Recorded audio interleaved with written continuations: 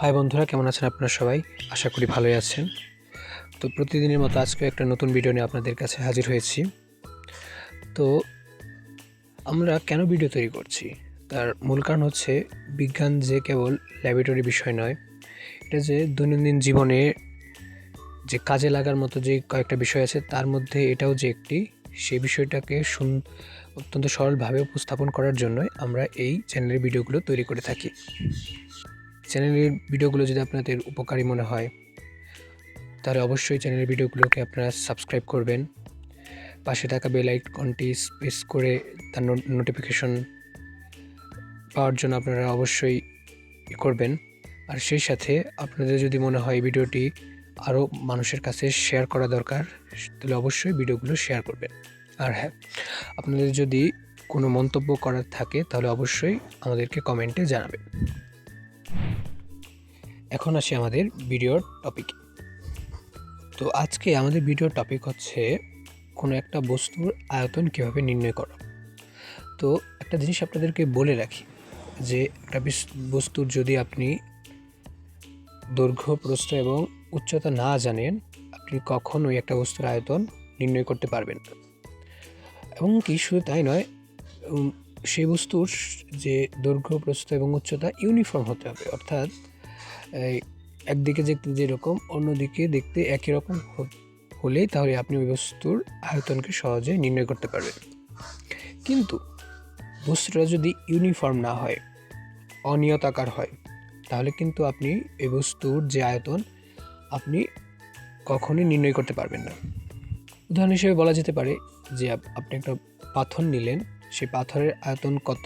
যদি আপনি সেই পাথরটিকে কোনো একটা শেপে না ফেলতে পারেন, অর্থাৎ সেটাকে দেখতে কি গোলাকার যে গোলক আছে তার মতো কিনা, বা আয়তাকার ঘনবস্তু কিনা, বা বর্গাকার কোনো কিছু কিনা, এরকম কয়েকটা যদি ক্যাটাগরি শেপে যদি পড়ে, তাহলে আপনি ওই বস্তুর আয়তন নির্ণয় করতে পারবেন। অন্যথায় আপনি সেই বস্তুর আয়তন কখনোই নির্ণয় করতে পারবেন না। কিন্তু এক্ষেত্রে ফিজিক্স আমাদেরকে সাহায্য করতে পারে। তো কিভাবে আমাদেরকে ফিজিক্স সাহায্য করতে পারে, তো এই ভিডিওতে আমরা সে বিষয়টা নিয়ে কথা বলবো।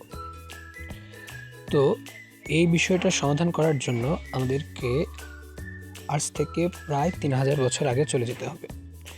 এখন আপনাদের মনে হতে পারে যে 3000 বছর আগে কি এমন সায়েন্স আছে যে সেটা আমাদেরকে জানতে হবে। হ্যাঁ, প্রাচীন গ্রিসে এমন অনেক বিষয়ই হয়েছিল যে জিনিসগুলো আমাদের সত্যি আজকেও অনেক বিস্ময়কর মনে হয়। এবং প্রাচীন গ্রিসের যে চিন্তাভাবনা, সেটা আজকেও ততটুকুই গ্রহণযোগ্য আছে যতটুকু আজ থেকে প্রায় 3000 বছর আগেও ছিল। তো প্রাচীন গ্রিসের একজন বিখ্যাত গণিতবিদ বলেন, পদার্থবিদ বা যাই বলি না কেন, ছিলেন হচ্ছে আর্কিমিডিস। তো তিনি একটি সূত্র আবিষ্কার করেছিলেন, সেই সূত্রটির নাম হচ্ছে আর্কিমিডিস প্রিন্সিপাল। তো সেই সূত্রকে আমরা ব্যবহার করে আমরা যে কোনো শেপের বস্তুর আয়তন নির্ণয় করে ফেলতে পারি। তো জিনিসটা কীরকম? তো সূত্রটা হচ্ছে, আমি সূত্রের ব্যবহারিক জিনিসটা বলি।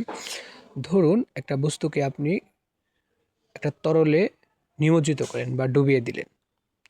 এখন ওই বস্তুটা কতটুকু পানি, ধরুন যে পানিতে আপনি ডুবিয়ে দিচ্ছেন, কতটুকু পানিকে উপরের দিকে তুলল, এবং সেই পানির যে আয়তন সেটাই হবে ওই বস্তুর আয়তন।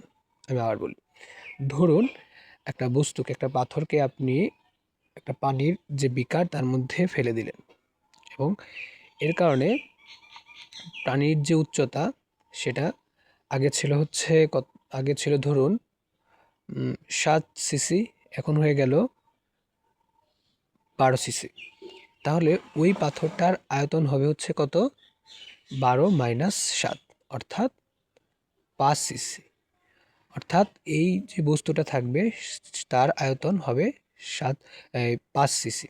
তো এমন করে আমরা যে কোনো আকারের বস্তুর আয়তন সহজেই নির্ণয় করতে পারি। আর সেজন্য এই ধরনের ভিডিও জানতে আমাদের চ্যানেলটিকে সাবস্ক্রাইব করে রাখুন।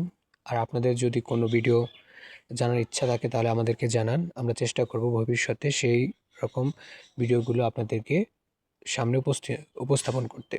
তো আজকে এই পর্যন্তই। সুস্থ থাকবেন, শুভকামনা। ধন্যবাদ।